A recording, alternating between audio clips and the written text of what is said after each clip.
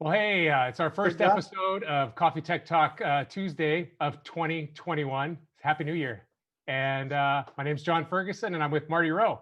Hey, how's Hey, everybody? Marty, how's it going? Doing well, John. Yourself? Great, I great. haven't seen you since last year.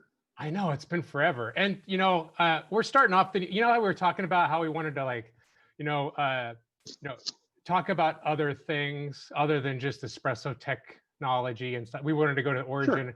Well, we're starting off the year talking about espresso machines with La Marzocco. So we're not doing a good job kind of getting too far away from that topic, but Yeah, but you know what? Anytime you get a it's the chance right to way to talk to someone with La Marzocco, it's a good day. you just do it. You just Yeah. don't pass up the opportunity. So, but yeah, speaking of changes 2021, I want to talk about a list that I made of all the things that have potentially happened already in the year 2021. Okay. So, what's happened so far? This is a quiz time. First thing, pandemic is over. Coffee leaf rust has disappeared. Politics are resolved and everyone's happy now. The climate stopped changing. That's my favorite one. I can hear out of my left ear perfectly again. I mean, last time we talked, I was like done, right? All espresso machines can now manage themselves. We are just talking about that. Everyone on the planet is now treated fairly and equally. That one was a little difficult, but got that done. And then I won the lottery. And then I made a really good batch of chili today. Just Ah, which one do you think is true? Well, I've never experienced your culinary arts, but I suspect with your palate that that that batch of chili was probably awesome. Yeah, it was the correct answer. I made a really good batch of chili today. That is what's happened in the year 2021. A couple of years ago, for like a Super Bowl Sunday at a bar downtown, which pandemic's not over and bars are still closed. So, but they have these chili contests. I got second place, chili Awesome. contest. Yeah. And then the next year I got, top 10 or 20 or something. There was like 36 chilies, but I got second place. And I was like, yeah, pineapple. That was the key ingredient. Made it a little sweet. It was good. Quick little story on chili. I Okay. used to work for the Kansas City Royals in the office in there, and we could spend a lot of time. I spent 20 years there, so I've got a lot of stories. But anyway, every year we had a chili cook-off for the back office people, and I won it 3 years in a row. What? And the last year I won it, I finally disclosed my secret weapon, and it's espresso. Oh yeah, I brewed a pot of coffee. I forgot to put coffee in mine this year, but I put coffee in it. I put like microwave coffee. I put like leftover coffee. I don't know what I did. I just like Yeah. multiple different, just like threw it all in there. And people are like, this is really good. I'm like, what's this here sauce or whatever? Worcestershire sauce. Use some of that. Some Sure. mustard. I mean, just it's just a condiment, extravaganza. Whatever's in your refrigerator, just Well, throw it you in have the there. perfect It'll work. situation now. Get some of your chili. Don't put any coffee in it. Get some of it. Put some coffee in it, and do a Have a taste test. tasting. I've done, yeah, Exactly.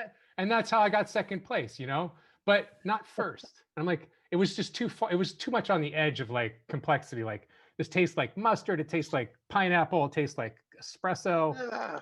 and it should taste like chili. But I guess it does Yeah. because I got second place. And But very, anyway, very briefly on the chili topic, oh, Dietrich is I'm yes, going to Hello, chime in Dietrich. real quick.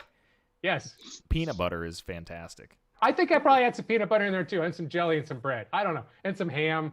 Probably not Yeah. ham.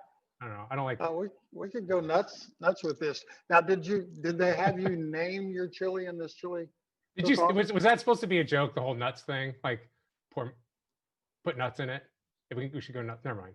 God, I always have to. I have to pull some like really bad jokes before we start talking seriously. Yeah, there you go with the dad jokes. Bad dad jokes. No, seriously, did you get to name your chili? Some I key don't know name? what I don't know. I A just good name for it, if you put coffee in it, is espressoli yours. and I will get back to you on that. Oh, yeah, nailed me. What's that? Oh, well, that's kind of boring. I don't want to see that. So I'm glad you made a good batch of chili. I did. It was fun. So anyway, today we have a special guest with us from La Marzocco, as we said before. Enough about chili. Let's talk about espresso. So Rachel Dickinson is with us today, and she is, hey, hi Rachel, there you are. One of the few people that when I'm calling for a little bit of tech support, when I'm having a bad day and I'm kind of lost in the woods and I don't know what I'm doing, or I do know what I'm doing, but I just forgot, or I just maybe I don't know, I just need some guidance and some just basic direction and a whole lot of guidance, actually. Sure. Anyway, we all need a little guidance. but so I just thought it would be kind of fun to kind of reach out and talk with tech support from Marzocco, and to get everybody kind of a feeling for what that's like, what kind of amazing support and customer service that they offer. And yeah, but I think that first I want to troubleshoot with you, and that was Rachel Marzocco, technical support. I think it's after sales technical support, but well, let's hear it from her later. Okay, so troubleshooting with Marty. We have a video that I think that you found on Facebook page about espresso repair or something like that. And we were like, what should we do this week? You may not know this. I'm kind of in the coffee world. That's one of my interests. And so as far as internet groups, I'm on a few of those. You're an internet, espresso groupie. Yeah. So yeah, Dietrich, you have a video. Are you able to load that one? Okay. Oh, there it is. We don't want to spoil. Can anybody tell me what the problem might be? All of the buttons do it. It runs out of water and yeah.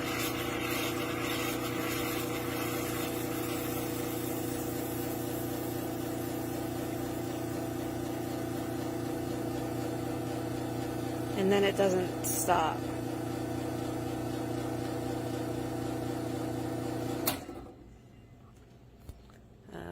Help. Okay, so Marty, I saw that. It seemed that at the end of that continuous dosage of hot water through the screen, it could just kind of faded out. There was no more water coming, and it just kind of steam, like it almost kind of seems like it might have lost pressure, but it's not really how that works. I guess I don't know. Well, what's going on there? It really was. I mean, what that was, and my question, if you find that, and look, I wanted to know what model machine that was. I wanted to know what design it was, really, because what I anticipated or figured what that was a heat exchanger type espresso machine. And that's a quintessential perfect example of a heat exchanger that starts out full, that's being heated by the steam surrounding it. And when you hit brew, the virtue or the action of the steaming pushes the water out, and that's what you're seeing. But if you don't have a plentiful supply of cold water replacing that going into that heat exchanger, it does exactly what that video showed, was that it kind of peters out and spits and sputters. And I want to make a point. These internet groups and stuff, they're great. They really support each other. There's a lot of resolve that comes through these discussions, but there's also a lot of misinformation. I don't think anyone's intentionally trying to misinform, but we have varying degrees of expertise that's out there. It's the general public, So I got this. I got the That's schematic awesome. from the Electra website here. So thank you, Electra, for letting me take this from your website. It's hopefully okay with you. If not, let me know. I'll take it down. But we like to talk about it. It's a pretty cool machine. So this is, we wanted to identify what was going on. And could you point out, was it? I think my little scroller is going to work. Right here. about the center of your screen, you see the circle of the round portion of it. That's your steam boiler, and that's where all of the heat's generated. And the sole purpose of this machine electronically is to generate steam. So the water that gets distributed over to your espresso, there's no heat element for that. There's no electronics to produce the heat. It's just riding along, picking up heat off the steam boiler to supply water for that. But it is a steam boiler, and it's well over that. So that angled cylinder looking thing Right. that's cutting through that. That's actually a cylinder that's capped at both ends, and cold water enters the bottom.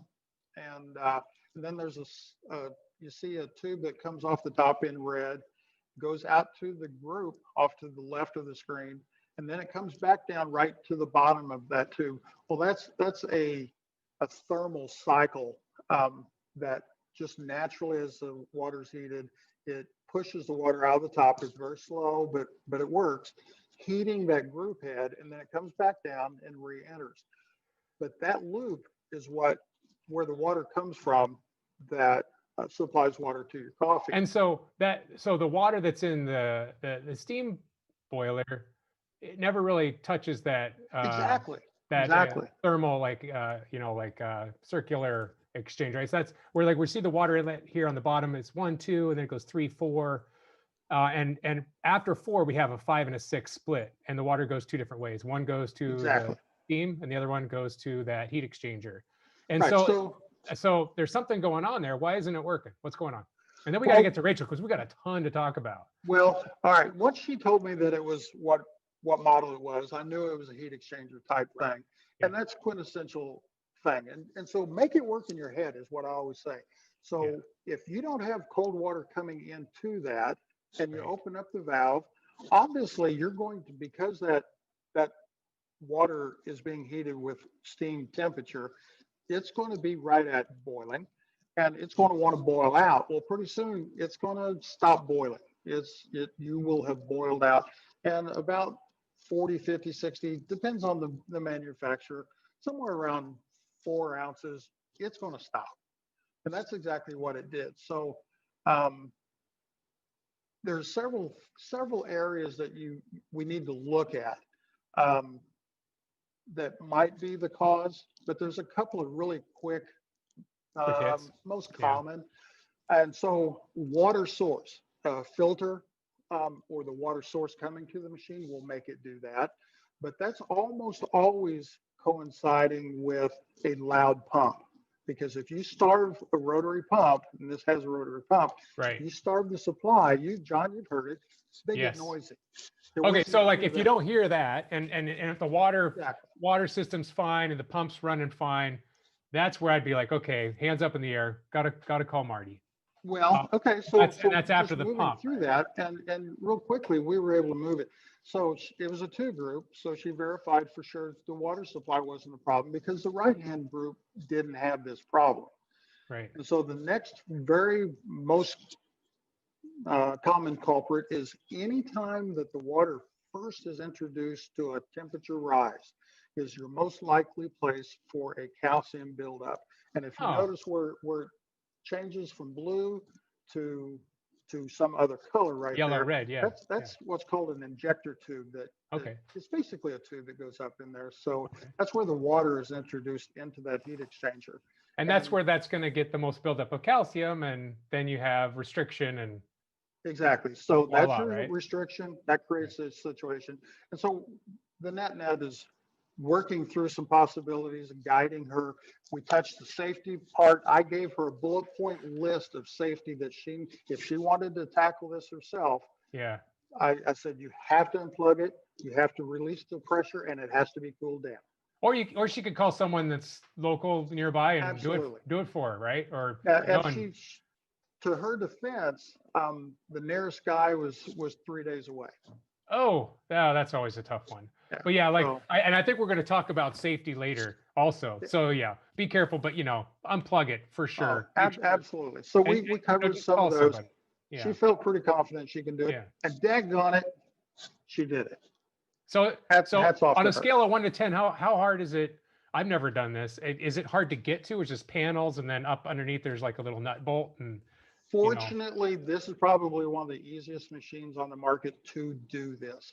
If you can change a spark plug in your car thing, you can get this. One panel gets you right to it, and they're right there. There's nothing blocking it. It's not hard to get a wrench into. This would be a perfect school lab type machine. I like it. And I wanted to start talking about, okay, what about 15? We've got this, wouldn't the water just all like evacuate? Because there's a tube exit valve, that's drained, but we're not going to talk about that today. That's another episode. Sure. Right? No, it's Okay. the diagnostic process is that Right. what's important. Well, I want today. to talk to Rachel. Let's talk to Rachel. I've got Rachel Dickinson. Come on out of the waiting room. I know you've been out back there, like enjoying all of the I don't know. We had beverages. Beverages. You had and some water snacks and I stuff think you had back some there. water. Awesome. Well, hey Rachel, how's it going? Hey, It's okay. How are you? Rachel, how did I do on my walking this lady through her cafe's espresso machine? I know you. Excellent. That's part of what you do. So how did we do? Excellent. Very Oh, good. thank you. Well, hey, so I've called La Marzocco for several years in the past, and I've got to hear your voice and been privileged to reap the benefits of your knowledge and a lot of. I mean, I don't know. I can't even tell how many times I've been like, thank God someone was there, and I'm calling at 5 p.m. and it's only 3 p.m. their time, so that's great because they're still open and I'm off and I can do this after hours. So, but there's been this situation that I've had recently, and I know. There's a couple different situations, but let me go back to 2009, where Alyssa Anders from Hastings, Nebraska, was a freelance photographer, and in Vibe magazine called her up and said, "Hey, go take a picture of this guy John, who just opened up a coffee roasting company in Lincoln because he's doing some crazy stuff. I don't know." And back then, I wasn't really doing any crazy stuff. I was just like, I did this at Zoka.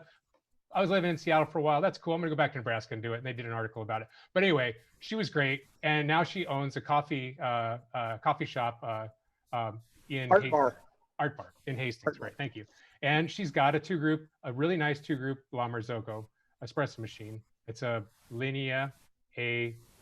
Did I mess that up? I always used to say AE, and they're like EE, AV, E. There is no AE. And I'm like, I don't know. I can't hear. I make things up, right?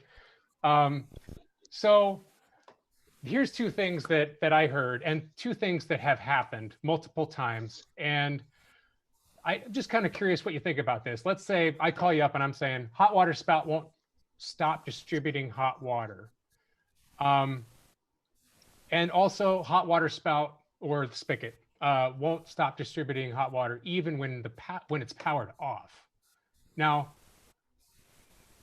what happens if they both do, if it's like happening, both of these scenarios are happening, yet not always and not frequently? Where would you start my guidance? Like, what should I do?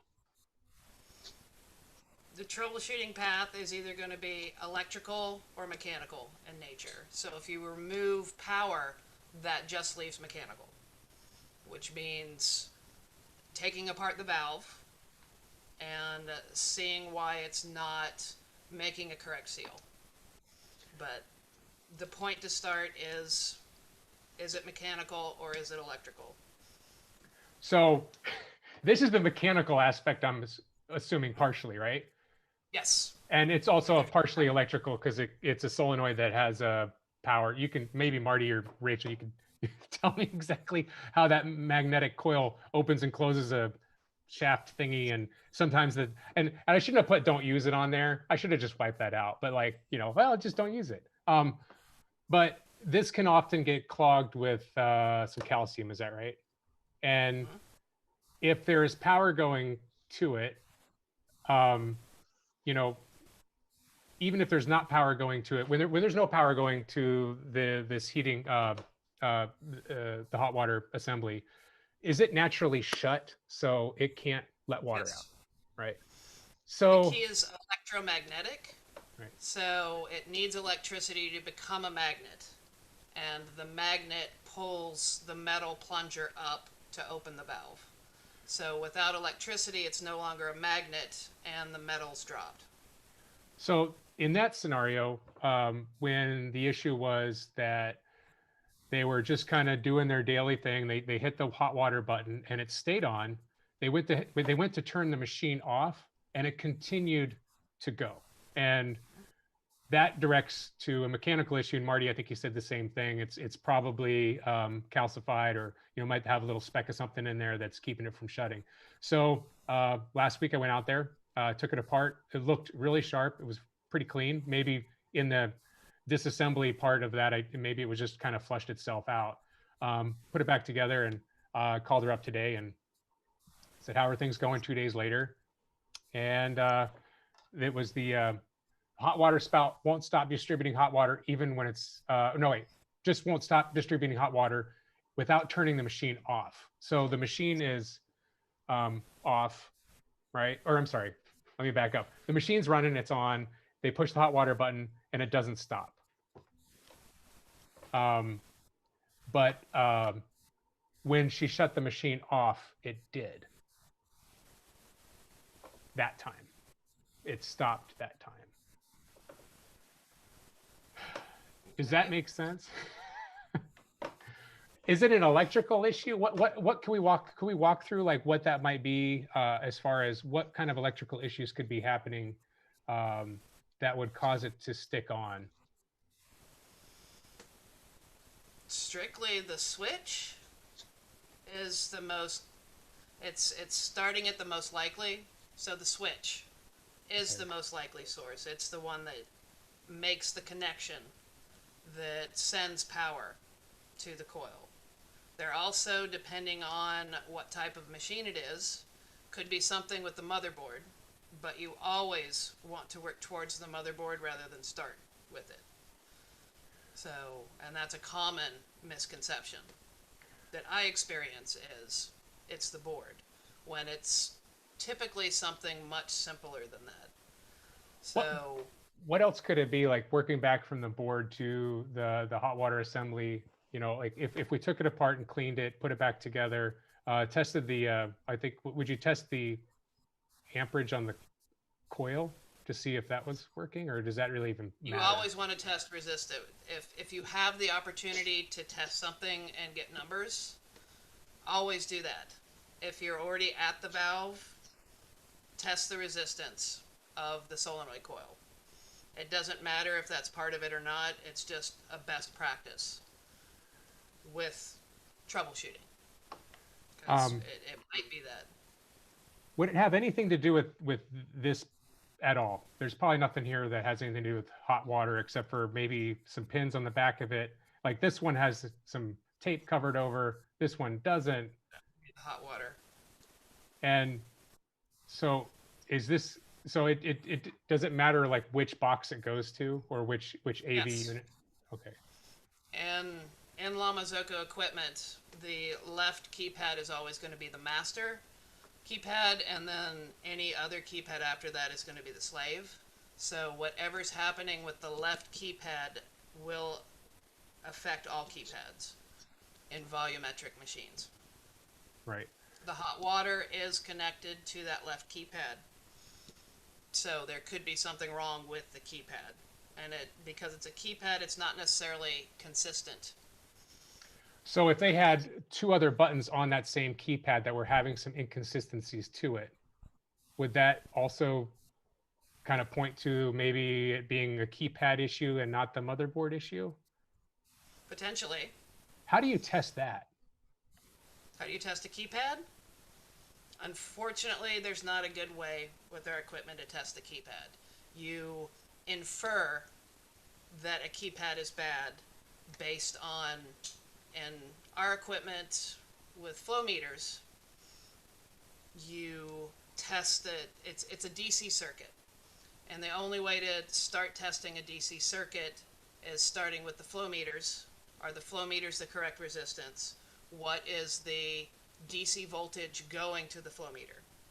So disconnect all the keypads, all the flow meters, get a baseline DC reading on the red wire that's doing the output, and then slowly, one by one, plug in each component and see how it affects that DC voltage.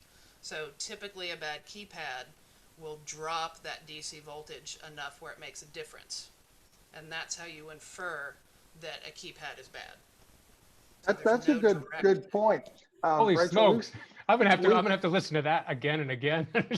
I'm gonna loop that dialogue for a couple. No, that's a good way to do it because Yeah. Rachel, you're exactly right, and we see that out in the field, where a lot of people, including us, might expect that the brain or the control board is bad because it's doing a lot of weird things. where in fact what's happening is that DC circuit that you're talking about is being loaded down by a short circuit, either in a flow meter or a keypad. And what it does is that low voltage is being fed off of a transformer. And when you start loading that down, instead of running at the voltage that it should, it's dropping it down. Well, at some point, these things aren't going to operate at the voltage that you're forcing it to operate. So it'll do some really weird things. We see that a lot on flow meters. And what we'll do when we see a machine that is doing weird things aren't quite right, kind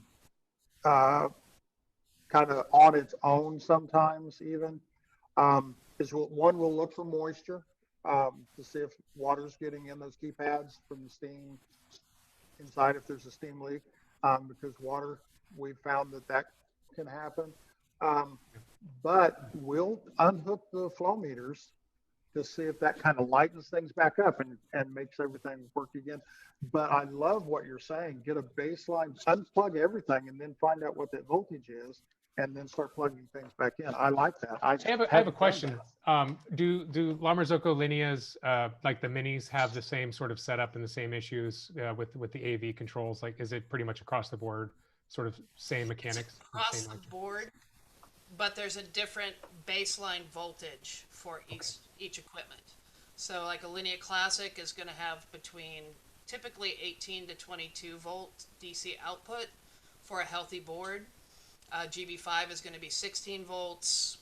Linea PB, KB90, those machines are going to have 12 volts. So it's going to be very important to know what that baseline is in order to effectively troubleshoot this issue, because you very easily can get confused and think this is supposed to be 18 volts on a Linea PB, so obviously I have a bad transformer that's failing, and that is an $800 mistake that you could make. And that is why I call you, and when available. And another thing that has happened, Marty, can you? I think you had a couple things. We were going to do this as a segment. Exactly. I did this one thing. I swear I called you about this, Rachel, where I had mistakenly just kind of, I don't know, I was putting together, I just ripped apart and put back together a nice little Linea, two-group Linea. And can you see what the difference one of them is was one of them was toggling up and down, but the other one was a flat, down and then up. And I had the one on the right side, the flat one that just kind of stuck. And I think it was just in my parts. I don't know where I had it, but I was like, oh, it had the insignia. It's for the hot water. I'll pop that in my Linea. And I had some issues with it. Yeah, they look identical. But then I called up, Rachel, and I was like, so, I'm having this issue with the hot water, and you said something about the switch. And so what's Marty kind of getting to here? What are we going to be talking about? Why is it important to have have a toggle, I guess? Whoever wants to answer that, you can go for it. Well, there's two. I'll kind of set it up. Okay, great. Rachel, Excellent. Just jump in here anytime. There are two switches. One is momentary. One is not momentary, where it's going to stay in the position that you leave it. So, hey, Marty, I like the one on the right. You know why? Because I can control how much hot water I get out of it. Well, are you saying that one? Yeah, then I'm going to turn it off. Unless you take that switch that's non-momentary and you put it on an AV, which has a brain. In other words, in essence, it's a timer on that hot water. Even if you flip it and it stays on, if it's on an AV Marzocco, it will time out and shut off. But here's the problem. You leave it in that position, you go to one of the other groups, the volumetric button groups that you were showing there, and you hit one of those, more than likely that hot water spigot's going to come back on you, because that's asking to be on, and you're exercising some electronics in there, and it's going to start that timer again on that. So how often does that happen to Rachel with this question? Like how often does this happen for you, these calls that are related to this? To this particular issue, it happens a lot. with the I bet. AVs because specifically the toggles are going to be more common, often in text toolkits. So they'll replace the momentary that's failed with a toggle. The biggest issue with that is at some point the electronics will lock you out of the volumetrics. The electronics are looking for a very specific signal from a momentary switch that a toggle doesn't feed it. So at some point, quickly or slowly, you will get locked out of the volumetrics. Yeah. So- Now, the toggle, correct me if I'm wrong, that's for a non-volumetric machine. And John, on that machine, it would run the hot water until you said Oh, I see. turn it So off. all I Because did there's was no- I just got the wrong hot water button. Yeah, you got the wrong switch for the Not wrong anymore. Not going to happen again. Now, another scenario, how often do you see this, Rachel, where it actually came out and it was a fine momentary switch and the spring breaks and it inherently becomes a toggle, unbeknownst to the operator? That's one of the first things I ask in troubleshooting the volumetrics. It's typically the first one that I ask is what type of hot water switch are you using? Is it a toggle like a light switch, or is it a momentary? Does it spring back at you? And a lot of times, actually, it is going to be a toggle switch that's been installed. So typically, that's a very quick, easy diagnostic and a fix for a technician. Now, on the GB5s, they kind of corrected that possibility because then it's just a pad that you push and it's less apt to become a toggle. Well, Yes. Cool. I've got so many. So I've been kind of perusing the La Marzocco website forever now. But I came across these really cool technical bulletins. Like, why would I think they're cool to me? I don't know. This is a vacuum breaker B2029 in the Linea PB, January 2020. That's pretty recent. Why was this? What are these technical bulletins about? And specifically, what's up with the vacuum breaker? Why is this a bulletin? Do you know? Tech bulletins are there specifically to inform techs of changes that are made, oftentimes why they were made, what components it may be made of, and if you open up a piece of equipment and you see this completely foreign part, you have an option to research that and find out why there's this new part that you're not expecting to see in a machine. And I've seen this is another one I came across. I was working on a Strata, an older model, I think an older Strata model, and there were some issues with this, update, this push-in fitting. So is this update just like a redesign for more longevity and higher temperature resistant? Is that kind of the reason that this tech bulletin was put out? The type of stainless steel is important. Some stainless steel is less resistance to water issues than others. The change to this particular stainless steel makes it more resistant to, say, corrosion issues. And the high temp plastic, obviously, since it's carrying hot water, is going to increase the longevity and less likelihood of failure. And tech bulletins most of the time is in the category of product improvement based on feedback that technicians give from the field, and then the reports that are generated to give back to product improvement at the factory. So this is all great and all, but I think half of our audience is probably either falling asleep or totally geeked out and like loving it.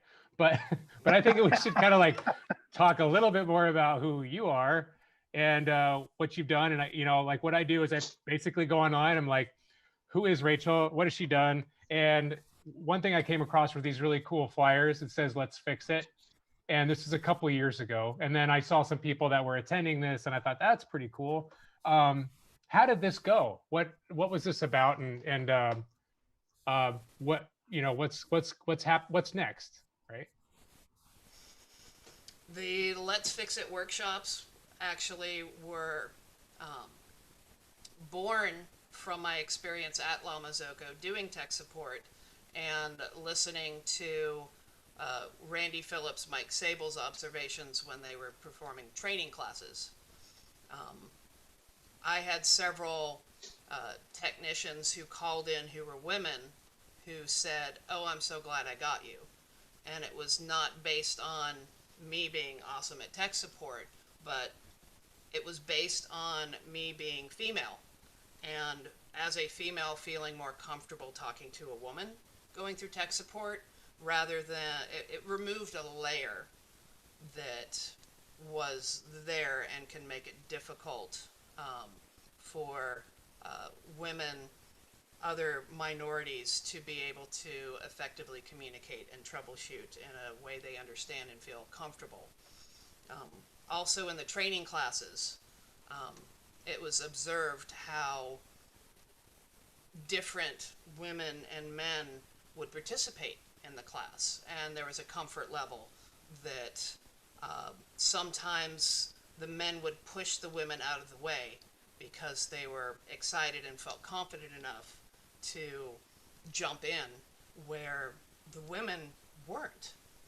There was hesitancy and not a lot of confidence.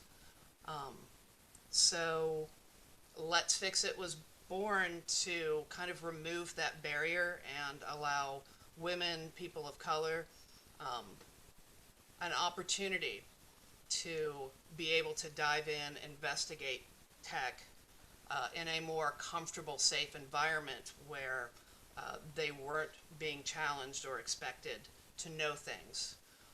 Also, there's a lot of baristas who are extremely curious about becoming a tech or their equipment, and it was at a basic enough level where they felt comfortable, where they would gain knowledge and understanding of their equipment without having to attend a tech class.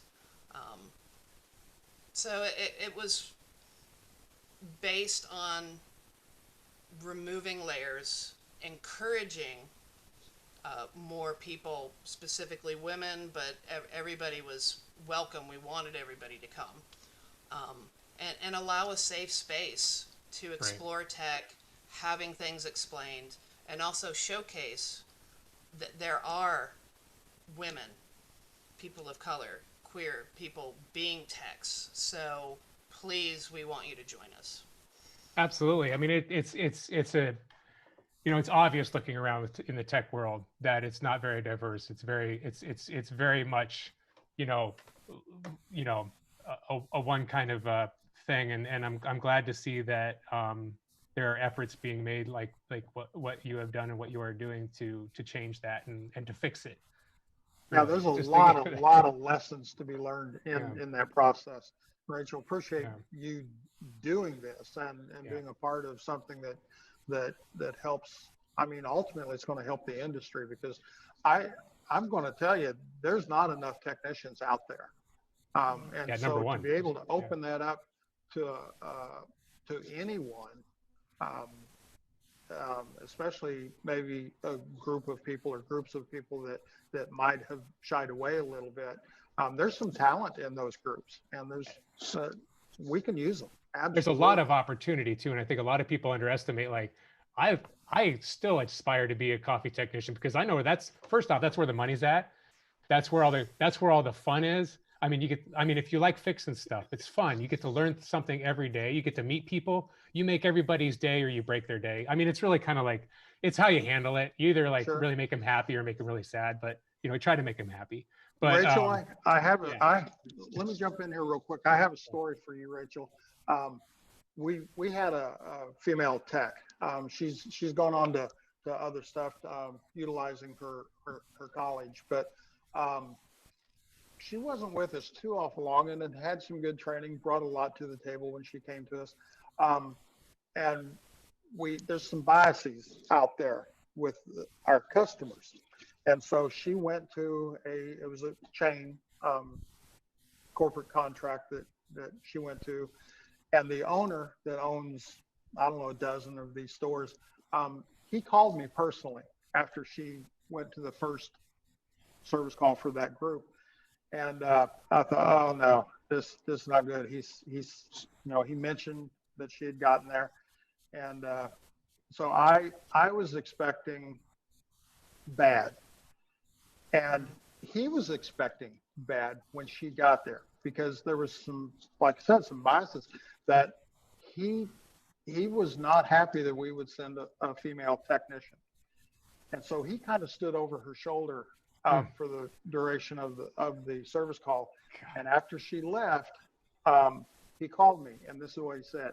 He said, if you can send her every time, I would love that, because she knew what she was doing. She came in, she said what she was going to do and did it. She wasn't on the phone, and she didn't fraternize. That's a big word for me. Whatever. She didn't socialize with the other people there. She came in, did her job, did it really well, and did a summary before she left, and he loved it. Wow. But sounds like he's growing up a bit. Good for him. he told me that he had to really look inside himself after that experience, that he had entered into that situation. So do you see a lot of that, Rachel? You see, well, fortunately on this situation, he saw that he was wrong in the beginning, and that he probably shouldn't have even questioned that situation. So he learned from it, and he grew from it. So, which is great, but trying to empathize with that woman, she had to be perfect in order for him to accept that she did a good job. Yep. And potentially change some of his opinions.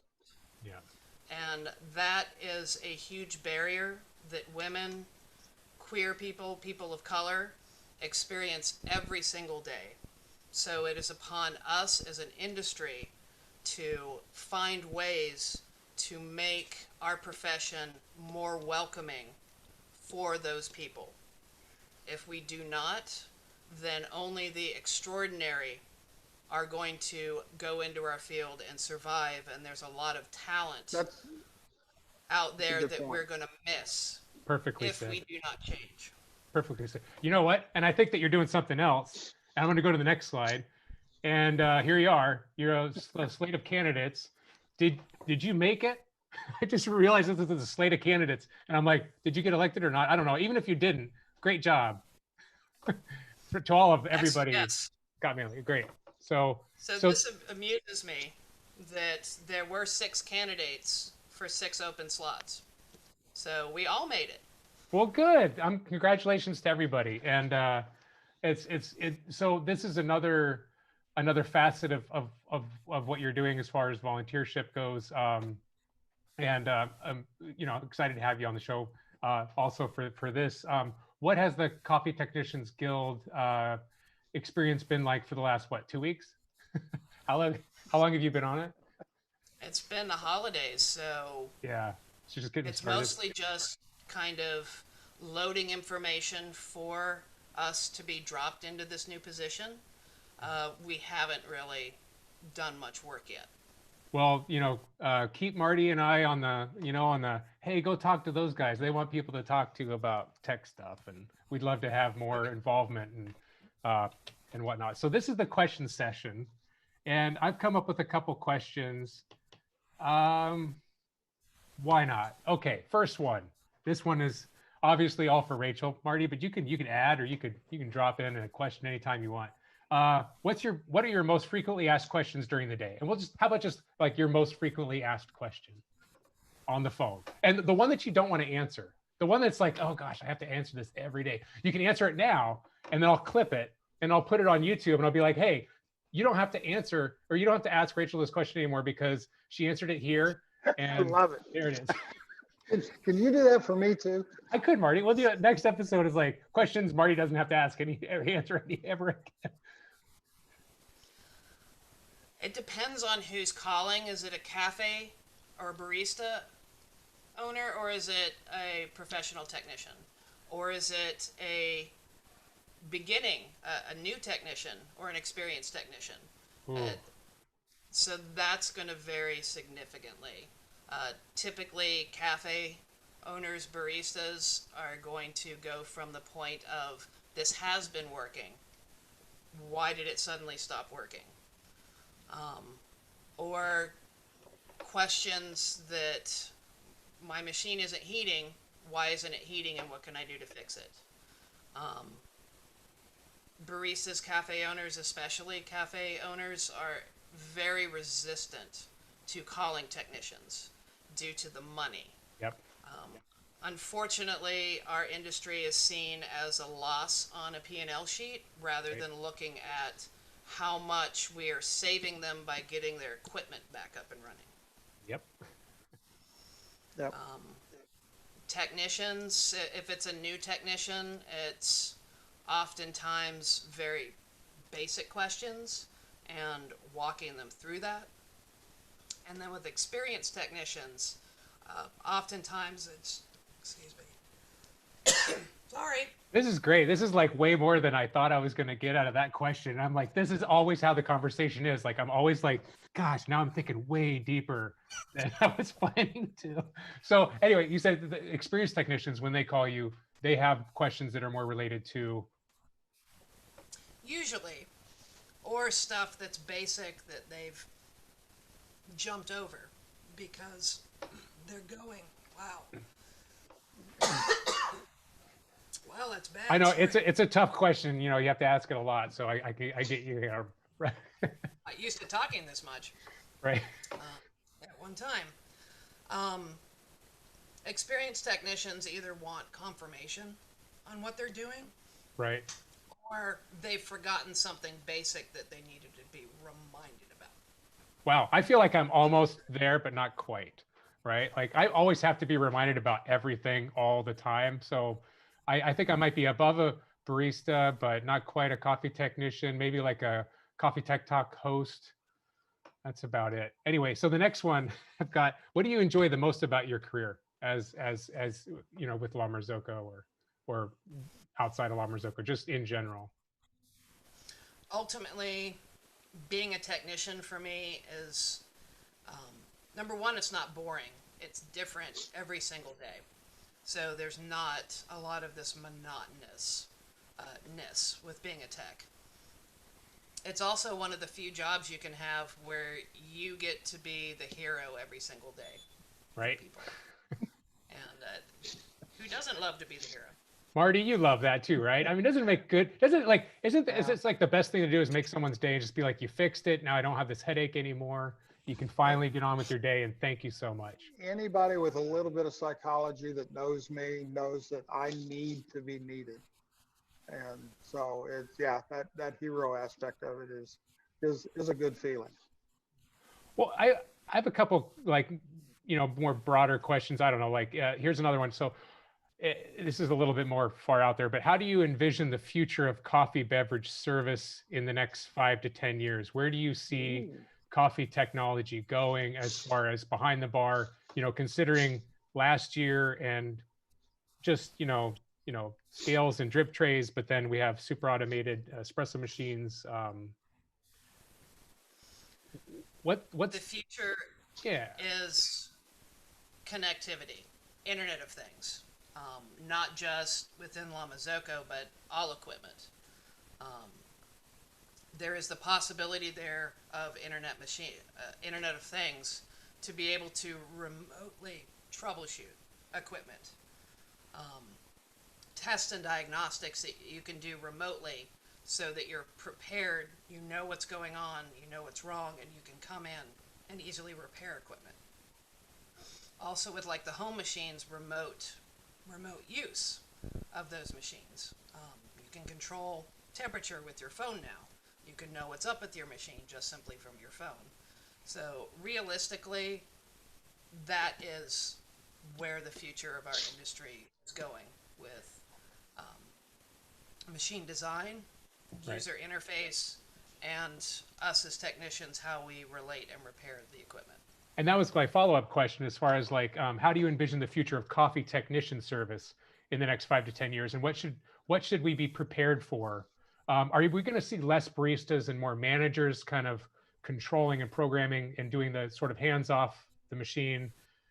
We have to have, are these technicians going to have to be a little bit more, I don't know, change how they understand, espresso machines or not? I don't, and that's for the both of you. Do you see what I'm saying? Like, now we know a lot about the mechanics and the basic electronics of how, espresso machines work, but when it comes to super automatics, I mean, and the connectivity to the internet, is that going to take another skill set that is not readily taught with coffee technicians yet? Or Marty, is it already taught in your world with these corporate chains that have? Well, watching Rachel there, I think she had an answer there.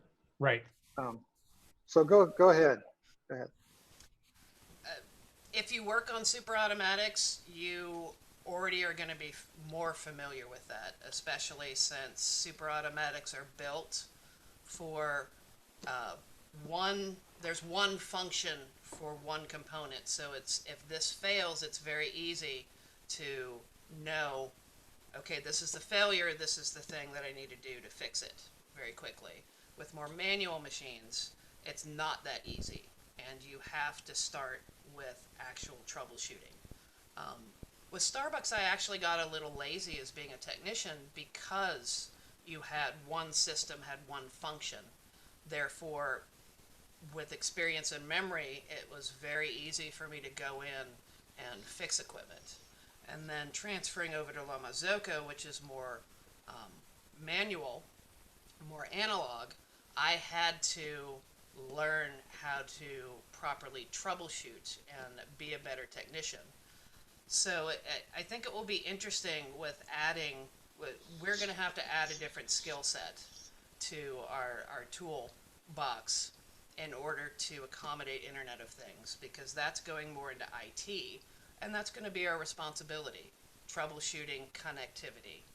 So, yeah, we're going to have to learn a lot and change, and that's good. From my perspective, I agree with Rachel there that there's some competencies that, as a technician, as the technology moves forward, that we're going to have to stay up with. But volts times amps still equals watts. So the basics, that it's still going to be running off the same power. I don't care if it's got a big screen interface on it, or if it's an old school 1980, four group. There's a lot of basics that are going to go there, and so you're going to have to know them both. You're going to have to be a rock solid basic, understand the systems and understand the theory behind that, and then stay on that cutting edge with the technology that comes out. Hey, speaking of analog, it just kind of reminds me of like the photography, sort of like how you need to know how to develop film and all this stuff. And now super automatics is just like taking a snapshot of like Instagram or something. You don't need to know anything about film speed. I don't know if that analogy works here, but it just kind of reminded me of like the simplicity. I thought that super automatics would be very difficult to understand because it's just a bunch of boards, and I don't know. I just have to read the manual, I guess. But it's really interesting that like the analog approach does take more I don't know. I never took physics, but I would assume physics, right? And some basic electronics and science. So that's great. So here's the parting words section. We're almost at the end of our hour, but we didn't talk about the serious repercussions of just tinkering on espresso machines while just kind of playing with water and electricity. Rachel, is that a good idea? What should you do about this? Should you just kind of rip open an espresso machine by yourself and just go at it? Like John does?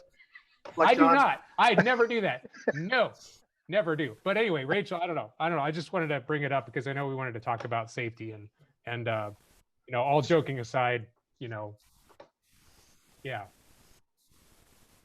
When working with something that can kill you, you have to have experience and confidence to navigate that. And if you don't, there's a very real possibility of serious injury to yourself or other people. So that's one of the difficult conversations I have to have with cafe owners, is trying to walk them back from trying to fix something themselves and actually having a professional come in, diagnose, repair the machine. I had that conversation today with somebody, because they want to fix their machine and they want to get it up and running, but the danger is completely there, and that's why you have professionals who do have the knowledge and confidence to hopefully not hurt themselves, but at least they know the possibilities there. And you mentioned about the return on an investment. I mean, your life is worth a lot. And I know that, like, as you mentioned before, you know, small business owners, I owned a coffee roasting company for a while. It was hard to pay the bills and you had to watch every penny. So you kind of had to just learn what you had to learn, but you didn't have to learn it. Well, you know, we all make mistakes. I'm still alive, luckily. But I have, you know, been very cautious, but I really do worry about that sometimes where, you know, we do have a disclaimer on our website says, you know, call a professional, get Marty on the phone, get him to come in and fix it. A lot of these things can be very dangerous and very deadly. So I just wanted to end on that note. I thought that would be a good chipper note to end on. But Excellent. is there anything that any parting words, Marty or Rachel, that you would like to leave with us before we do our little outro of how you can get in touch with me and everybody else? Anything? You good? I think we're good. I had a great, yeah, Dietrich, yeah. Oh, I'm very honored and grateful that you gentlemen asked me to be on this podcast. Thank you. well, I'm honored to have you, and I've been wanting to chat with you for a while too, because I think we're bench testing a PB Linea with scales, I think this week. Excellent. So Scales. looking forward to it. No, that's great. No, Rachel, thank you for not only being on the show, but being a positive element of the industry. Anybody that has worked on a La Marzocco knows that you're out there and that you're very knowledgeable. So thank you for, like I said, for not only being on the show, but for being you and being that positiveness. And Thank I you. and again, I'm John Ferguson, co-host of you know, Coffee Tech Talk Tuesday, and we do have some comments before we leave. I think Dietrich, what do you got? Yeah, we got a few people checking in. Ryan W, believe it or not, Marty, when we were doing the when we were talking about that heat exchanger earlier, Ryan W jumped in right away, knew that one, so he actually beat you to the punch on that one, so which is surprising. But Ryan W checking in, saying hi. Michael Sable says hi as well. I hope I'm pronouncing that correctly, Michael. Stable. Pretty Sable. close. Okay. And then Mr. Murphy as well said that you guys are all awesome. A lot of love just in the comments. And Will Lahara just popping in to say hi as well, making a couple comments. But they all stopped in to watch the show, and thanks for joining. Again, Awesome. Rachel, thank you so much, and I will probably be calling you soon, and hopefully I can you know, make it easy for you, and just hopefully we'll see you also in. Do you go to SCA trade shows? Yes. See you there. I hope. One to see you of there. the best conversations I've ever had was with Rachel in Seattle, 2000, I don't know, somewhere 2015, somewhere in there. We didn't, other than on the phone doing what we do, I had not ever had a chance to sit down and just chat. And I still remember that was an awesome exchange that we had. Appreciate that. Thank you. Awesome. All right. So New Orleans 2021. That's it, Dietrich. I don't have anything else. Next week. Yeah. Yeah. So I'm John Ferguson, Coffee Tech Talk. Get in touch with me here. Marty, where are you from? Marty Rowe at, let's go with WorkBiz Coffee Labs, as we are right on the edge of getting some classes launched. You will already see some changes on the Facebook and the website. And so we're getting ready to do these online little mini classes that are going to be affordable and hopefully full of Right. information. And you don't even have to be in Kansas City, right? You can be No, wherever you want, no, right? anywhere in the world. Actually, we've don't had be in Kansas City. You know, if you're in Kansas City, don't take the class. Just go to the workbench and then never mind. We've had some people contact us as far away as Israel. So Well, great. there's interest out there. So we're going to try to fulfill it. All right. And Rachel, how can we get in touch with you if we need to chat? If that's okay. You call after sales, the solutions department at Marzocco, or you can contact us by emailing us or through the website. It's an Excellent. automatic contact form. And it always works. I mean, it's kind of crazy. Just call Marzocco. It works. All right. That's it. Next week. Until then, have a good night. Thank you for joining us. Night. Yeah. Bye, everybody.